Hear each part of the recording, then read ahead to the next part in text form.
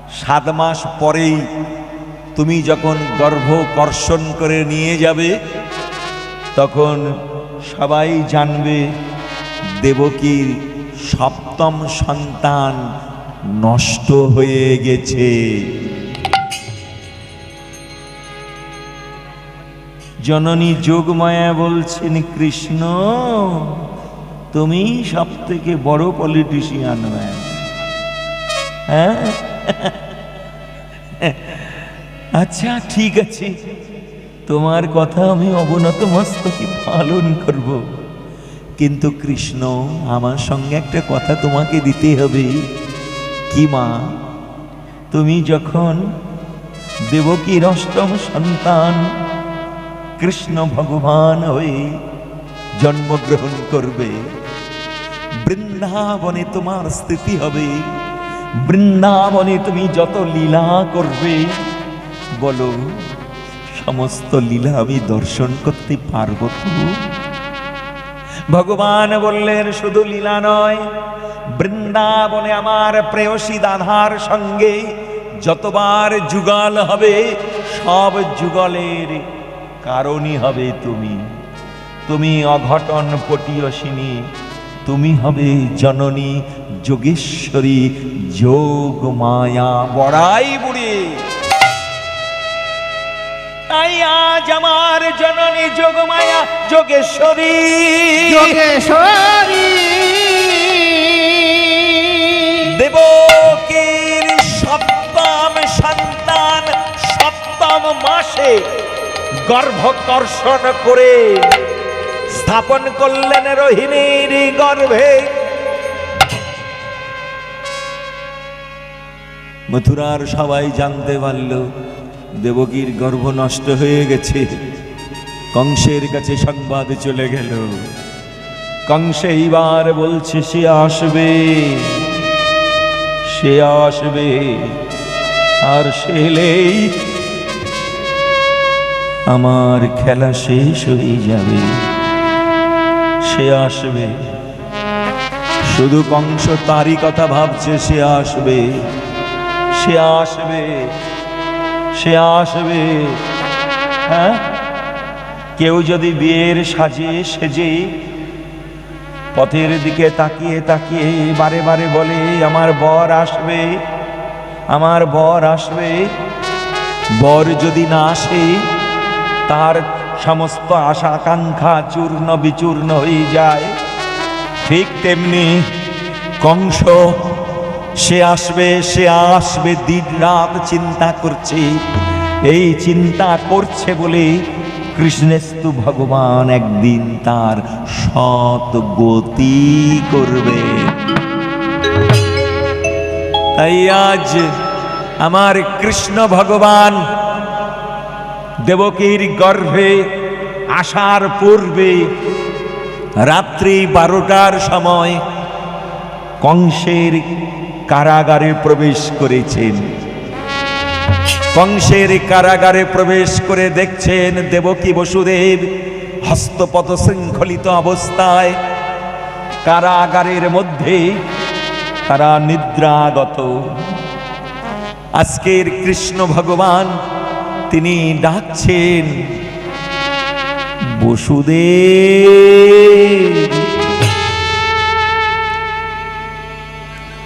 বসুদেব,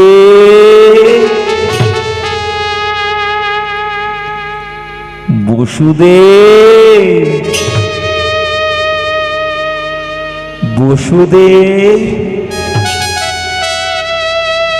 বসুদেব ধীরে ধীরে হস্তপদ শৃঙ্খলিত অবস্থায় উঠে বসে চোখ কজলাতে কজলাতে যখন তাকিয়েছে, আলোয় আলোকিত হয়ে গেছে। অন্ধকার কারাগার আলোয় আলোকিত কেন? কার আলোর জ্যোতিতে অন্ধকার কারাগার আলোকিত হয়ে গেছে? কে তুমি? কে তুমি? কে?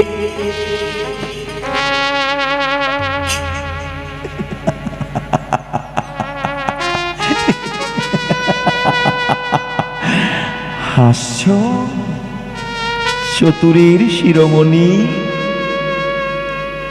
অন্ধকার কারাগারে এত রাত্রে দাঁড়িয়ে আমার নিদ্রা ভঙ্গ করে হাসছো। তুমি না বলেছিলে কংসকে ধ্বংস করবার জন্য আমার পুত্র হয়ে আসবে? আমার পুত্র হয়ে না এসে কেন তুমি আমার সামনে দিব্যমূর্তি ধারণ করে হাসছো? বলো বলো ভগবান। ভগবান বলছে, বসুদেব, তোমার পুত্র হয়ে আমি আসব এপারে, কিন্তু যাব পারে। আসবে এপারে, যাবে ওপারে। হ্যাঁ, ওপারে তোমার কি কোনো দরকার আছে? আছে তো। ওপারে যদি তোমার দরকার থাকে ওপারে জন্ম নাও, এপারে জন্মাতে হবে না। তোমার বাবার চাকর নেই, তুমি এপারে জন্মাবে, আবার ওপারে তোমার রেখে আসতে হবে। বসুদেব, এহেন কথা কেন বারে বারে বলো? আমি যে এপারে এসে ওপারে গিয়ে জগতের প্রতিটা মানুষকে দেখিয়ে দেব তারা আসে এপারে, তারা যায় ওপারে। হ্যাঁ বসুদেব, একটা শূন্য বসালে, একটা শূন্য বসিয়ে তার বাম দিকে একটা এক বসালে কত হয়? 10। তার পাশে আর একটা শূন্য বসালে 100। তার পাশে আর একটা শূন্য বসালে 1000। তার পাশে আর একটা শূন্য বসালে 10,000। এইবার আরো 10টা শূন্য মেরে একটাকে তুলে নিয়েছি, কত হয়েছে? বলে, কিছু হয়নি ঠাকুর, শূন্য শূন্য হয়ে গেছি। তাহলে এক যতক্ষণ ছিল ততক্ষণ শূন্যের সম্মান বৃদ্ধি পাচ্ছিল। এক চলে গেছে, শূন্য শূন্য হয়ে গেছে। মানুষের তেমনি এক রূপে গোবিন্দ যদি তার মধ্যে থাকে তাহলে তার গাড়ি বাড়ি টাকা পয়সা ব্যাংক ব্যালেন্সের সম্মান থাকে, কিন্তু এক রূপে গোবিন্দ যদি চলে যায় তাহলে ও সব শূন্যে পরিণত হয়ে যায়। এটা মানুষকে খেয়াল রাখতে হয়। হ্যাঁ, কে দিয়েছে শক্তি, কে দিয়েছে সামর্থ্য, কে দিয়েছে শৌর্য, কে দিয়েছে বীর্য, কার জোরে হেঁটে এসেছো, কার জোরে হেঁটে বাড়িতে যাবে, কার জোরে মুখের দিকে তাকিয়ে আছো, কার জোরে কান দিয়ে হরিকথা শ্রবণ করছো, সেটাকে একবার খেয়াল করে দেখেছো? হ্যাঁ, যার জোরে তুমি এত চাল চল করো সে কি খায়? সে না খেলে দুর্বল হয়ে পড়বে, তার খাবারের কথা কোনোদিন তুমি ভেবেছো? হ্যাঁ, শুধু তো নিজেদের কথা ভাবো। চামড়াটা কিসে সুন্দর থাকবে, শরীরটা কিসে সুন্দর থাকবে, মুখের ডিজাইন কিসে বৃদ্ধি হবে, এই চিন্তা করো। কিন্তু দেহ গাড়ির যে ড্রাইভার, সে যদি খাবার না পায়, সে যদি ক্ষুধায় কাতর হয়, তাহলে এ দেহটা চলবে কি করে? এই দেহ গাড়ির ড্রাইভার অসুস্থ হয়ে পড়লে আমাদের রোগ শোক জরা ব্যাধি আক্রমণ করবে, তাহলে এই দেহ গাড়ির খাবার দিতে হবে। অনেকে মনে মনে করেন আমরা যা যা খাই, আমাদের মধ্যে যে পরমাত্মা আছে উনি মনে হয় তাই খায়। না, পরমাত্মার খাদ্য সবাই দিতে পারে না, সবাই দিতে জানে না। যারা জানে তারা হরিবাসরে বসিয়েছে। পরমাত্মার খাদ্য হচ্ছে নিষ্কিঞ্চন বৈষ্ণবের মুখের হরি কথামৃত শ্রবণ। এই হলো পরমাত্মার খাদ্য। আর জীবাত্মা তো ভাত তরকারি রুটি মুড়ি মাছ মাংস পেঁয়াজ রসুন ডিম কাঁকড়া চুল্লু চাল্লা খৈনি গাঁজা দক্তা চা চরস সবই খায়। এরা তো আর পরমাত্মার খাদ্য হয় না। পরমাত্মার খাদ্য দিতে গেলে, গাড়ির ড্রাইভারকে বাঁচিয়ে রাখতে গেলে তাহলে সাধুর মুখের হরি কথা শুনতে হবে, কর্ণের রসায়ন হবে, হৃদয়ে তৃপ্তি হবে। হরে কৃষ্ণ। আপনারা মনে করুন না, বাস এসে দাঁড়িয়েছে সামনে, ওই যে একটা চৌরাস্তা আছে না, কি যেন রোডটার নাম বলে? হ্যাঁ বাবা, ফলতা।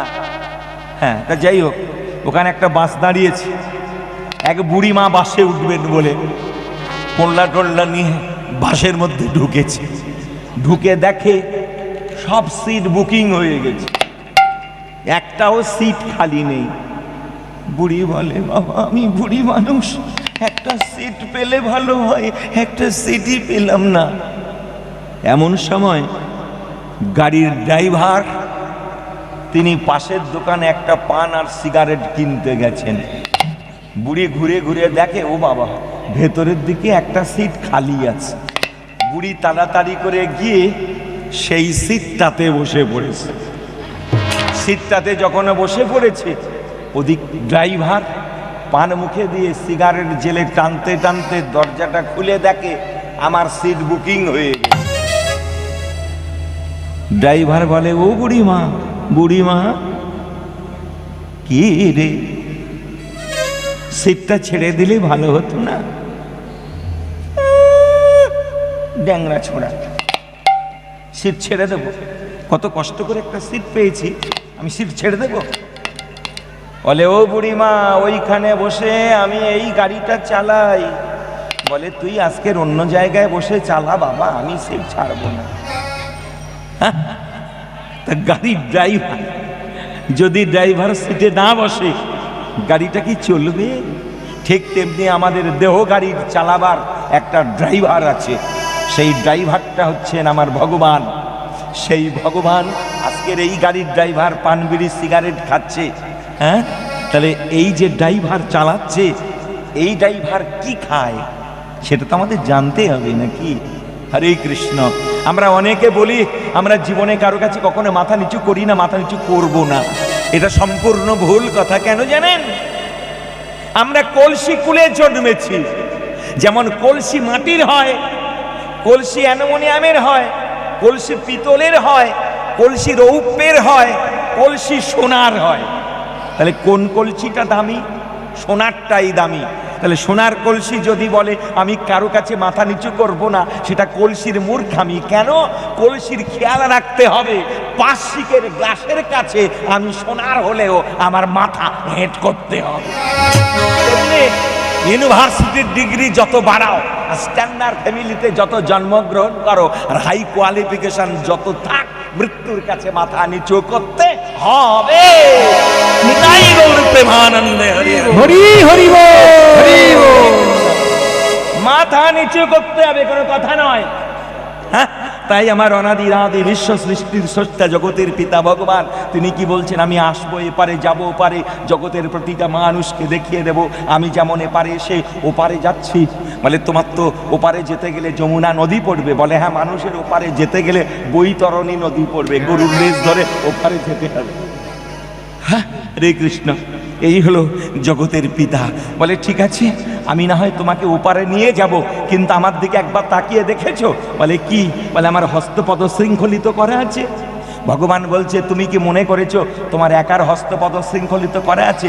জগতের সমস্ত মানুষের হস্তপদ শৃঙ্খলিত করা আছে। তোমার লৌহ শৃঙ্খলে শৃঙ্খলিত করা আছে, আর জগতের মানুষের মায়ার শৃঙ্খলে শৃঙ্খলিত করা আছে। বলে, তোমাকে ওপারে নিয়ে যাব, আমার শৃঙ্খল মুক্ত কি করে হব? বলে, তুমি আমার মাথায় করে নিলে শৃঙ্খল মুক্ত হয়ে যাবে। বলে, জগতের মানুষ মায়ার শৃঙ্খল থেকে মুক্তি পাবে কবে? বলে, তোমার মতো আমার মাথায় করে নেবে যাবে। আচ্ছা, এই কারাগারের মধ্যে আছি। বলে, তুমি কি মনে করছো তুমি একা কারাগারে আছো? জগতের সব মানুষ কারাগারে আছে। তুমি তো লৌহ কারাগারে আছো, জগতের সমস্ত মানুষ সংসার কারাগারে আবদ্ধ হয়ে আছে। আজ ঘোর সংসারে পড়িয়া মানব না পায় দুঃখে দোষে।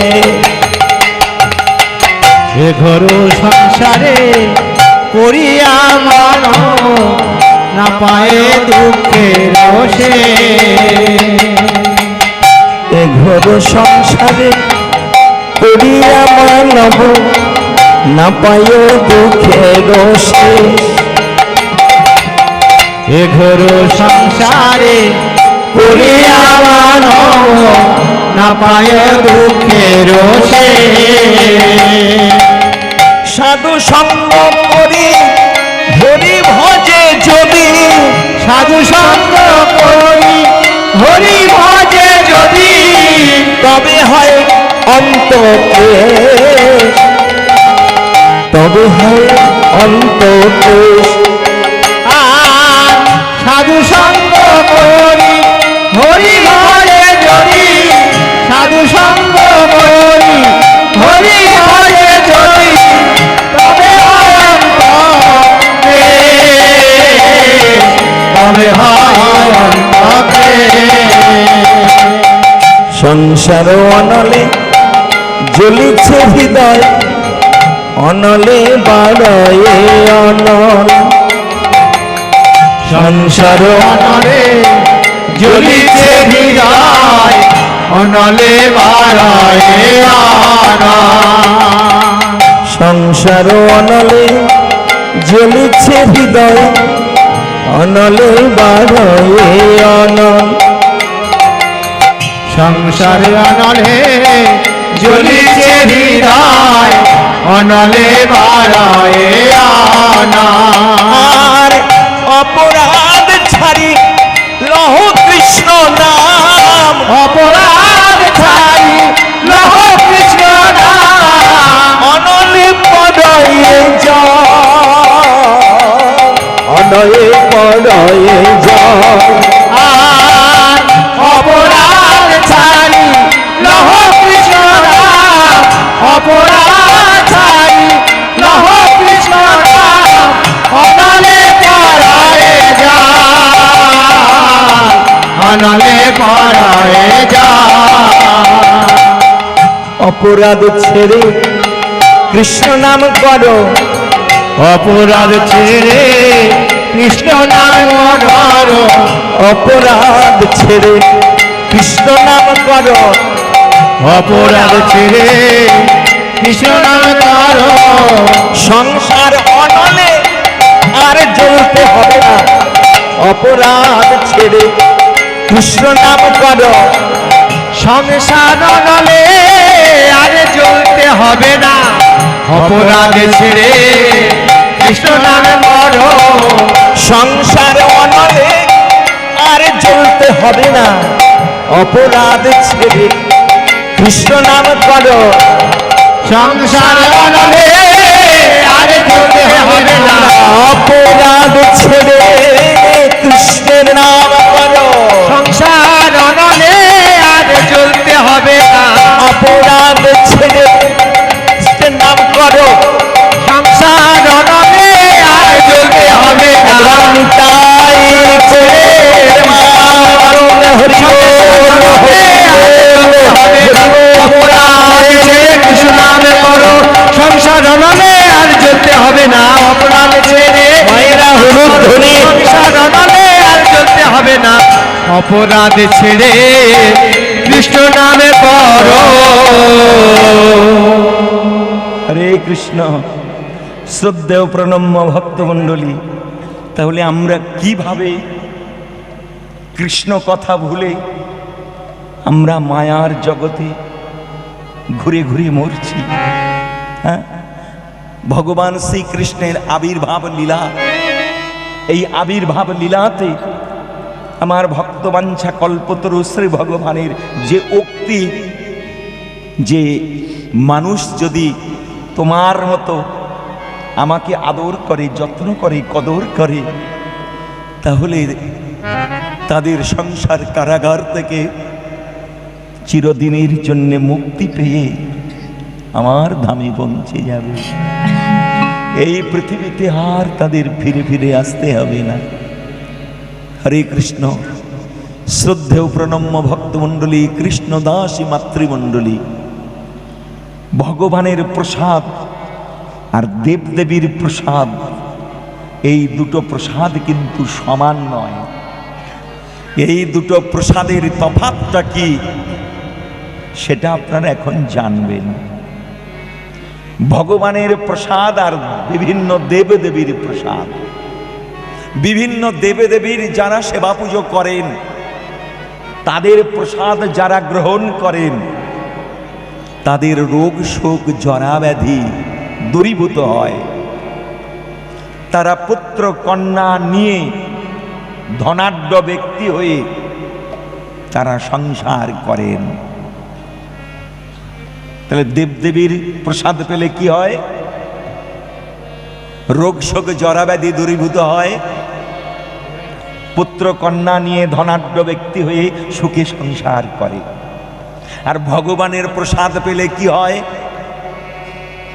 ভগবানের প্রসাদ পেলে রোগ শোক জরা ব্যাধি নিরাময় হয়, পুত্র কন্যা নিয়ে ধনাঢ্য হয়ে সুখে সংসার করা যায়।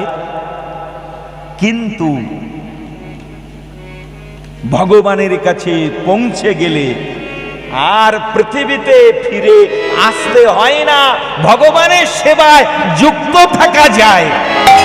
আর দেবদেবীর প্রসাদ পেয়ে বারে বারে এই মায়ার জগতে ফিরে ফিরে আসতে হয়।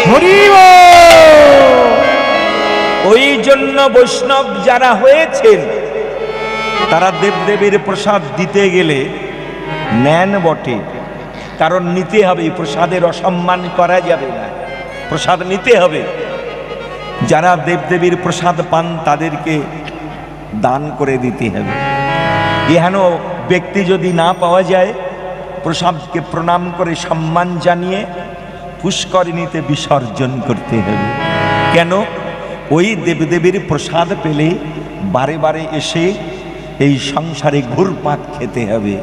আর ভগবানের প্রসাদ দিয়ে প্রসাদ পেলে আর সংসারে এসে ঘুরপাক খেতে হবে না। গোলক বৈকুণ্ঠে ভগবানের শ্রীচরণ সেবায় আজীবনের জন্য যুক্ত হয়ে যাবে। জয় যশোদানন্দন কৃষ্ণ গোপাল গোবিন্দ, জয় যশোদানন্দন কৃষ্ণ গোপাল গোবিন্দ, যশোদানন্দন কৃষ্ণ গোপাল গোবিন্দ, জয় যশোদানন্দন কৃষ্ণ গোপাল গোবিন্দ, মদন মোহন হরি অনন্ত মুকুন্দ, মদন মোহন হরি অনন্ত মুকুন্দ, মদন মোহন হরি অনন্ত মুকুন্দ, মদন মোহন হরি অনন্ত মুকুন্দ, যশোদানন্দন কৃষ্ণ গোপাল গোবিন্দ, জয় যশোদানন্দন কৃষ্ণ গোপাল গোবিন্দ, অচ্যুত মাধব রাম বৃন্দাবন চন্দ্র, অচ্যুত মাধব রাম বৃন্দাবন চন্দ্র, অচ্যুত মাধব রাম বৃন্দাবন চন্দ্র, অচ্যুত মাধব রাম বৃন্দাবন চন্দ্র, মুরলী বাদন শ্যাম, মুরলী বাদন শ্যাম গোপী জনানন্দ, মুরলী বদন শ্যাম, মুরলী বদন শ্যাম গোপী জনানন্দ, জয় যশোদানন্দন কৃষ্ণ গোপাল গোবিন্দ, জয় যশোদানন্দন কৃষ্ণ গোপাল গোবিন্দ, জয় যশোদানন্দন কৃষ্ণ গোপাল গোবিন্দ জয় যশোদানন্দন কৃষ্ণ গোপাল গোবিন্দ। তোমরা সবে মিলে তার জয় দাও, সবে মিলে তার জয় দাও, সবে মিলে তার জয় দাও, তোমরা সবে মিলে তার জয় দাও। জয় দিলে জয়ী হবে, সবে মিলে তার জয় দাও, জয় দিলে জয়ী হবে যশোদানন্দনের নামে, সবে মিলে তার জয় দাও। আমার যশোদানন্দনের নামে, সবে মিলে তার জয় দাও, সবে মিলে তার জয় দাও। যশোদানন্দনের নামে, সবে মিলে তার জয় দাও। আমার যশোদানন্দনের নামে, সবে মিলে তার জয় দাও, আমার যশোদানের নামে সবে মিলে তার জয় দাও। বলুন জয় জয় বৃন্দাবন বিহারী লাল কি, জয় জয় হাতি ঘোড়া পাল কি জয়। আরে বৃন্দাবন বিহারী লাল কি জয়। রাজনন্দিনী রাধা রানী কি জয়। বৃন্দাবন ধাম কি জয়। শ্বেত কান্না গ্রাম কি জয়। গ্রামে মহামহা উৎসব কি জয়। উৎসবে যোগদানকারী সমাগত ভক্ত বৃন্দ কি জয়। ভুবন মঙ্গল হরি নাম সংকীর্তন কি জয়। নিতাই গৌর প্রেমানন্দ হরি হরি হরি হরি বল মায়েরা হরি হরে কৃষ্ণ। এইবার বসুদেবের উক্তি, তুমি না হয় সন্তান হয়ে এলে, তোমাকে না হয় কারাগার থেকে মাথায় করে নিয়ে কারামুক্ত হয়ে রেখে আসতে যাব পারে, কিন্তু দরজার দিকে তাকিয়ে দেখো কত জাগ্রত প্রহরী। কৃষ্ণ ভগবান বলছে ওই জাগ্রত প্রহরীরা সব নিদ্রাগত হবে। তুমি মনে করো না ওই ঘরের দরজায় জাগ্রত প্রহরী দাঁড়িয়ে আছে, তোমার এই দেহ ঘরের দরজায় 6টা প্রহরী জেগে আছে। কাম ক্রোধ লোভ মোহ মদ মাৎসর্য, এরা তোমাকে ভজন করতে দেবে না, কৃষ্ণ নাম করতে দেবে না, এরা তোমাদের সব বিপদগামী কুপদগামী করবে। যদি কেউ আমাকে আপনজন ভেবে আমাকে তার হৃদয়ে স্থান দেয়, তাহলে এরা সব পদদলিত হয়ে ঘুমিয়ে পড়বে। তোমার নিয়ে যাবার সুবিধা হবে, তুমি চলে যাও, তোমার চিন্তা করতে হবে না। তাই আমার ভগবান এত কথা বলতে বলতে এমন সময় একটা আলোর জ্যোতিতে পরিণত হলো। সেই আলোর জ্যোতিটা ধীরে ধীরে ধীরে ধীরে ধীরে ধীরে কংসের কারাগারে, যেখানে দেবকী বসুদেব আছে, সেদিকে চলল। সেদিকে গিয়ে বসুদেবের হৃদয়ে প্রবিষ্ট হলো। বসুদেবের হৃদয় থেকে বেরিয়ে দেবকীর হৃদয়ে প্রবিষ্ট হলো। দেবকীর হৃদয় থেকে আর বের হলো না, ওই দেবকীর সন্তান হয়ে দিনে দিনে গর্ভবৃদ্ধি করতে লাগলো। এই হলো ভগবানের আবির্ভাব। তাহলে সেই আবির্ভাবের শুভ দিন শুভক্ষণ কবে, সেটা বৈদিক শাস্ত্রে লিপিবদ্ধ করেছেন। ওগো ভাদ্র কৃষ্ণাষ্টমী তিথি,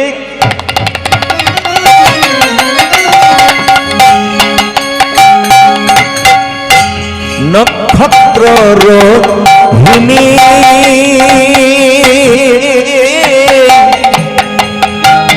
ভাদ্র কৃষ্ণ তুমি তিথি,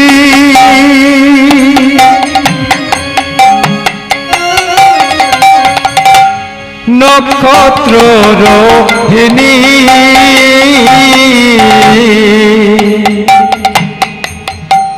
ভাদ্র কৃষ্ণ তুমি তিথি,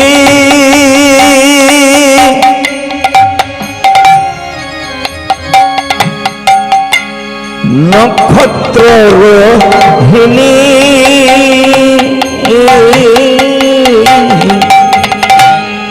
ভাদ্র কৃষ্ণ তুমি তিথি, নক্ষত্র রোহিণী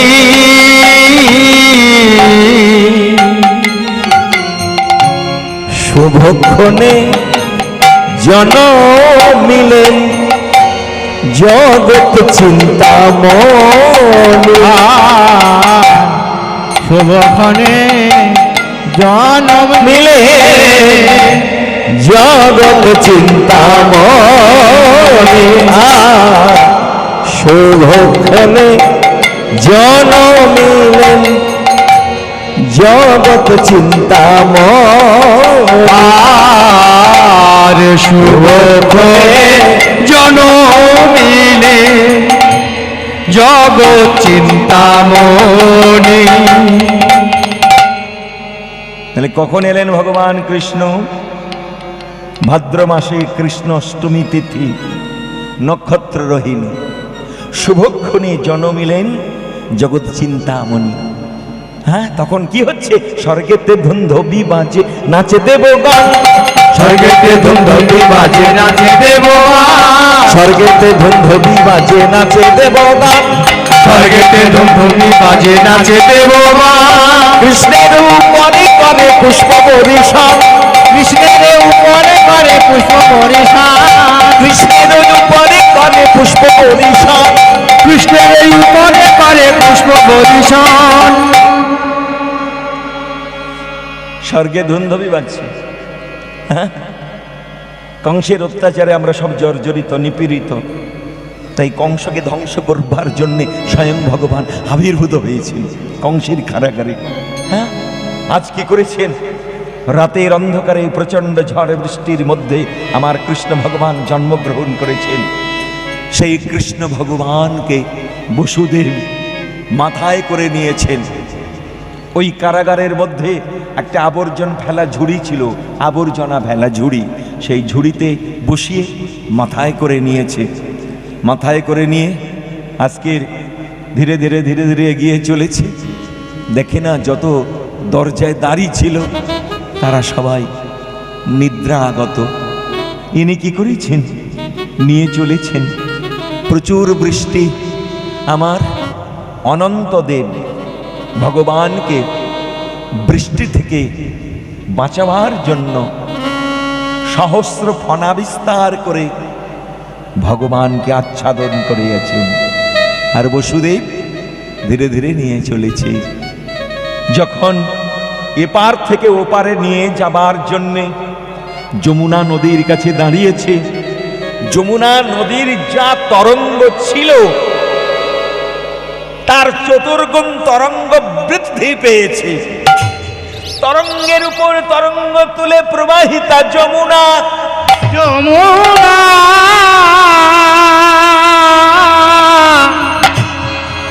তরঙ্গের উপর তরঙ্গ তুলে প্রবাহিতা যমুনা। কুলুকুলু নাদিনী খরস্রোতা যমুনা দেবী উন্মাদিনী। বসুদেব চিন্তা করছে, ঝড় বৃষ্টির মধ্যে আমি ওপারে যাব নন্দ ভবনে, যদি মাথায় নিয়ে যেতে যেতে ঝড়ের দাপটে আমার কৃষ্ণ যমুনার জলে পড়ে যায়, তাহলে আর তো আমি কৃষ্ণকে পাবো না। তাই দাঁড়িয়ে দাঁড়িয়ে চিন্তা করছে কি করা যায়। এমন সময় মাথার উপরে কৃষ্ণ ভগবান ছিল। তিনি ডাকছেন, মা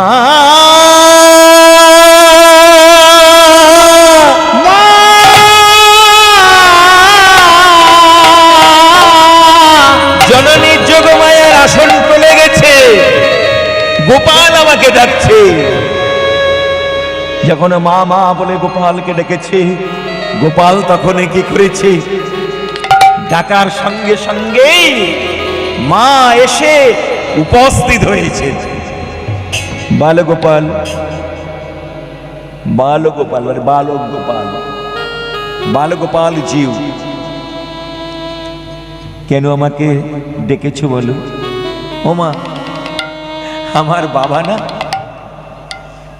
আমাকে নিয়ে ওপারে নন্দ ভবনে রেখে আসবে, কিন্তু যমুনার প্রচুর আনন্দ, কারণ যমুনা আমার অপেক্ষায় অপেক্ষমান।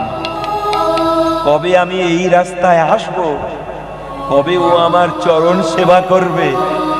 আজকের আমি এসেছি ও জানতে পেরে যা তরঙ্গ তুলেছিল তার চতুর্গুণ তরঙ্গ বৃদ্ধি করে ফেলেছে, আর বাবা ভীষণ ভয় পাচ্ছে। তুমি এক কাজ করো, আমার বাবা কিভাবে ওপারে যাবে তার একটা সুব্যবস্থা করো। হ্যাঁ, তার একটা সুব্যবস্থা করো। তখন কি করেছে আমার জননী যোগমায়া, তিনি বললেন, গোপাল তোমার বাবাকে আর তোমাকে ওপারে পার করে নিয়ে যেতে হবে তো?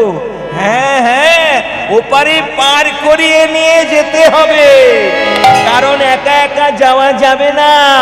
ওপারে যেতে গেলে গুরু রাখবে, গুরু গুরু। হ্যাঁ, তাই রেকর্ডে একটা গান হয় না, ওই যে আপনারা শোনেন তো, হরে কৃষ্ণ। গুরু গো এখন রেকর্ডটা বাজছে। গুরু আমার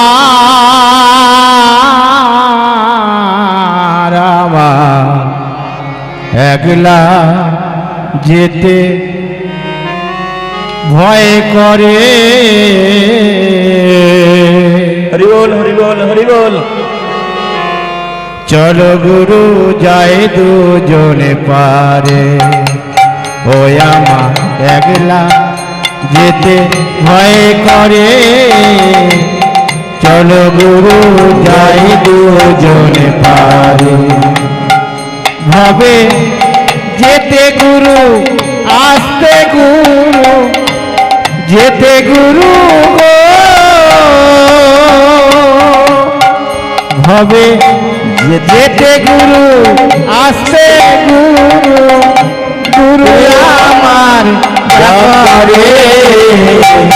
চলো গুরু যাই দুজনে পারে, ও আমার একলা যেতে ভয় করে।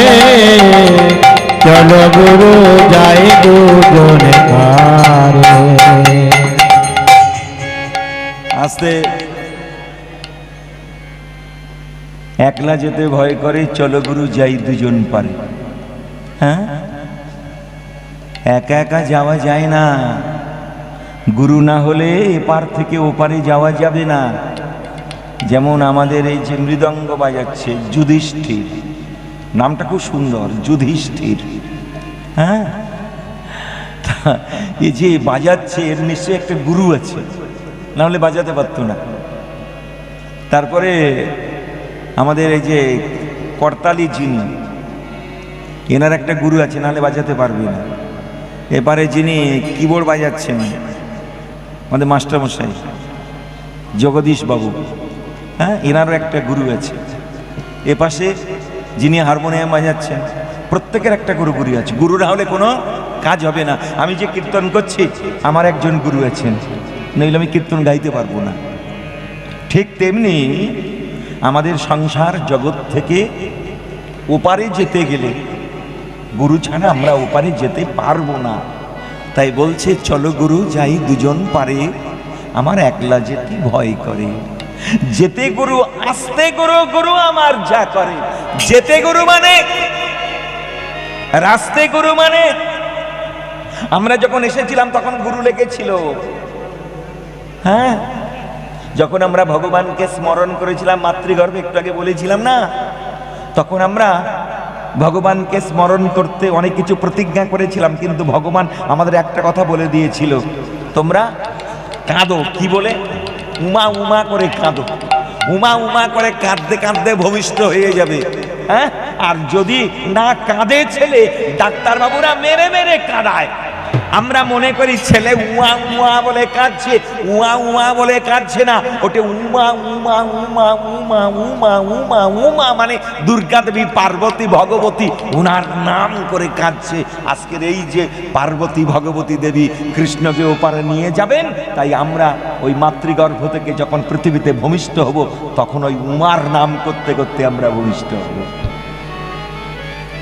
উমার নাম করতে করতে ভূমিষ্ঠ হলে এইবার আমাদের গুরুচরণ আশ্রয় করতে হবে। যেতে গুরু আসতে গুরু, গুরু আমার যা করে। হ্যাঁ, তারপরে কি রে খোকা? দেহ ছিল শ্মশান সমান,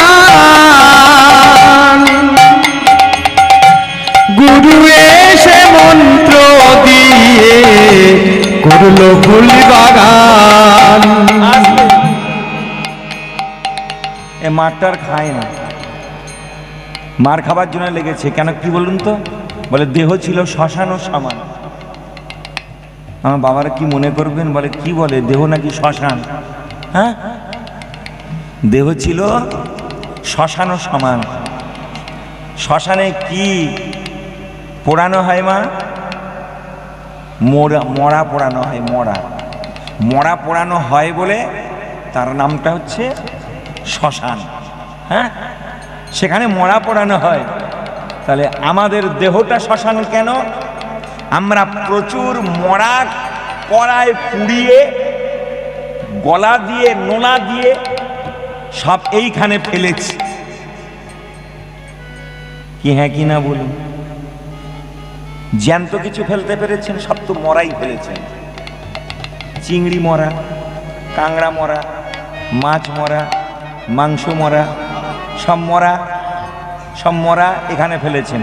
তাহলে এত মরা এখানে ফেলছেন, এটা শ্মশান করতে কি বাকি রেখেছেন? আবার মানুষ মরে গেলে কি করে? শ্মশানে নিয়ে গিয়ে স্নান করে ঘরে ঢোকে, জামা কাপড় ছেড়ে দিয়ে, নইলে ঘরে ঢোকা যাবে না, ঢোকার পারমিশন নেই।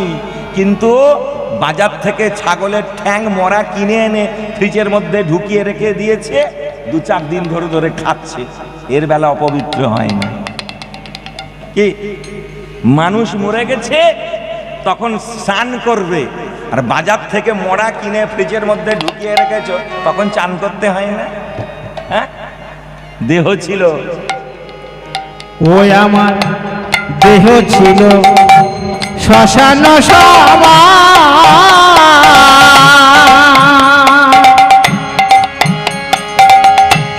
গুরু কর্মে মন্ত্র দিয়ে করল ফুল বাগান। আস্তে শ্মশান দেহ ফুল বাগানে পরিণত করেছে কে? শ্রী গুরুপাদ পদ্ম গুরুদেব মন্ত্র দ্বারা ফুল বাগান করেছে। কি করে ফুল বাগান করেছে? না, গুরুদেব ওই খাদ্যগুলো খেতে বর্জন করেছে, এগুলো খেও না। ভগবানের যা প্রসাদ দেওয়া যায় সেই প্রসাদ দিয়ে, সেই প্রসাদ পেয়ে এই শ্মশান দেহটাকে ফুল বাগানে পরিণত করো। দেহ ছিল শ্মশান সমান, গুরু গো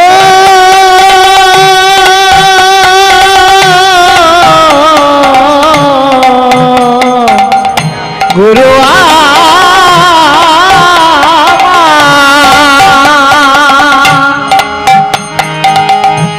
দেহ ছিল শ্মশান সমান, গুরু এসে মন্ত্র দিয়ে করলো ফুল বাগান। এখন সেই বাগানে ফুল ফুটেছে, সেই বাগানে ফুল ফুটেছে, সেটাই অধর চাঁদ রাজ করে, সেটাই অধর চাঁদ রাজ করে। চলো গুরু যাই দুজন পারে। গুরু এসে মন্ত্র দিয়ে করলো ফুল বাগান, এখন সে বাগানে ফুল ফুটেছে। কে? সে বাগানে নয়, সেবা জ্ঞানের। বারবার বলুন, সেবা গানে, সেবা গানে, সেবা গানে, সেবা গানে, সেবা জ্ঞানে, সেবা জ্ঞানে। মানে সেবা গান বলতে বলতে বারবার সেবার জ্ঞানের কথা হচ্ছে, সেবা জ্ঞানের।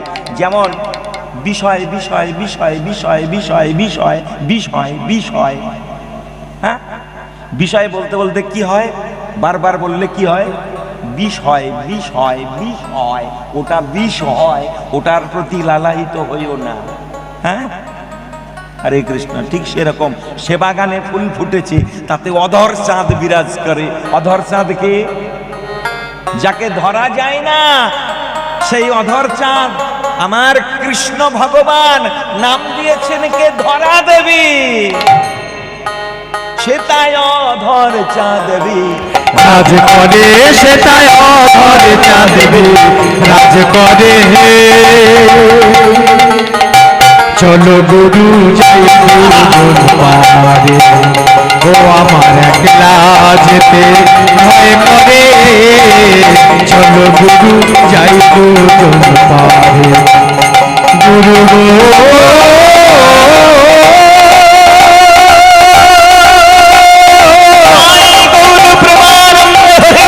গুরু আমার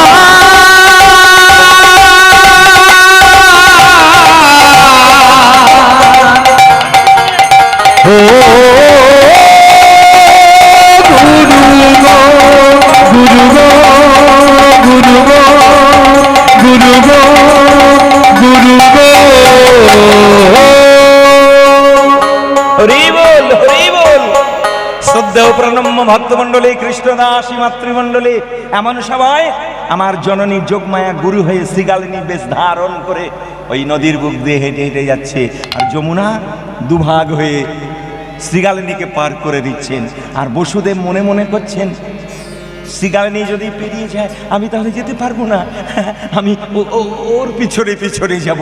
বসুদেব ঝুড়িটা মাথায় করে নিয়ে পিছনে পিছনে চলেছে। এমন সময় ওই যমুনা কি করেছে, এমন একটা তরঙ্গ তুলে দিয়েছে, বসুদেবের মাথা থেকে কৃষ্ণ পড়ে গেছে। যেই কৃষ্ণ পড়ে গেছে যমুনা সঙ্গে সঙ্গে লুফে নিয়েছে। হৃদয় মাঝারি রাগব ধরে, আর তো ছেড়ে দেব না। হৃদয় মাঝারে রাখবো ধরে, আর তো ছেড়ে দেব না। হৃদয় মাঝারি রাগব ধরে, আর তো ছেড়ে দেব না। হৃদয় মাঝারে রাখবো ধরে তোমার, আর তো ছেড়ে দেব না। বহু দিনে অভিলাষী আমি বহু দিনের অভিলাষী, বহু দিনের অভিলাষী আমি বহু দিনের অভিলাষী। চরণ ছাড়া করোনা বলো না। হৃদয় মাঝারে রাখবো ধরে, আর তো ছেড়ে দেব না। হৃদয় মাঝারে রাখবো ধরে, আর তো ছেড়ে দেব না। আমি বহু দিনের অভিলাষী, বহু দিনের অভিলাষী। চরণ ছাড়া করোনা করোনা, হৃদয় মাঝারে রাখবো ধরে, না তো ছেড়ে দেব না। হৃদয় মাঝারে রাখবো ধরে। হরে কৃষ্ণ। তোমাকে হৃদয় মাঝারে ধরে রাখবো আর তোমায় ছেড়ে দেব না। কে বলছে? যমুনা। হ্যাঁ, তোমায় আজ ছেড়ে দেব না। কি করেছেন? মনের মতো করে অগুরু চন্দন দিয়ে আমার গোবিন্দের সাজিয়ে গুছিয়ে বনমালা দিয়েই, চরণে তুলসী দিয়েই আজকের সেবা করছেন যমুনা। যখন যমুনা সেবা করছে তখন ভগবান কৃষ্ণ বলছে, যমুনা, আমার বাবা আমাকে হারিয়ে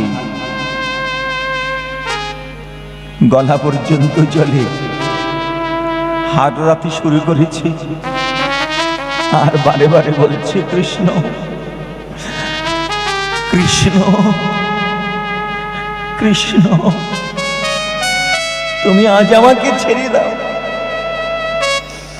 আমি আর একদিন এসে তোমার মনোবাসনা পূর্ণ করব, আজ তুমি আমাকে ছাড়ো। যমুনা বলছে, না না, অনেক দিন ধরে আমি এখানে যমুনা নদী হয়ে আছি, এই রাস্তা দিয়ে তুমি আসবে, আমি তোমার চরণ সেবা করব, আমি তোমাকে ছাড়বো না। যমুনা, তুমি আমাকে ছেড়ে দাও, আমাকে ছেড়ে দাও। আমি তোমার সঙ্গে কথা দিচ্ছি, অষ্টকালীর লীলার মধ্যে নৌকা বিলাস নামক আমি একটা লীলা করব। আমার নৌকার উপরে থাকবে রাধা বিনোদিনী, থাকবে ললিতা বিশাখা চিত্রা চম্পক লতিকা তম্বু বিদ্যা ইন্দুরেখা রঙ্গদেবী সুদেবী, থাকবে বড়াই মা। সেদিন আমি তোমার বুকে তরণী নিয়ে নৌকা বিলাস লীলা প্রকাশ করব। সেদিন সপরিবারে তুমি আমাকে দর্শন করবে, সেদিন তুমি আমায় সেবা পূজা করবে। আজকে তুমি আমাকে ছেড়ে দাও, আমার বাবা কাঁদছে। যমুনা, তুমি আমাকে ছেড়ে দাও। যমুনা কি করলেন? কাঁদতে কাঁদতে আমার গোবিন্দকে বিদায় দিলেন। বসুদেব হাতে পেলেন, তাড়াতাড়ি করে বুকে ধরে চোখ মুখ মুছিয়ে টুছিয়ে দিয়ে বলছে, ওরে সোনা মানা কচি পাগল বাবা আমার, কিভাবে তুই আমার হাত থেকে তলিয়ে গেলি, আবার আমার হাতে উঠে এলি। ওরে সোনা মানা, ওরে কচি, ওরে পাগল, ওরে বাবা, ওরে বাবা। আমার মাথায় করে নিয়েছি, মাথায় করে নিয়ে ওপারে চলেছি। ওপারে গিয়ে সূতিকাগারে প্রবেশ করেছি।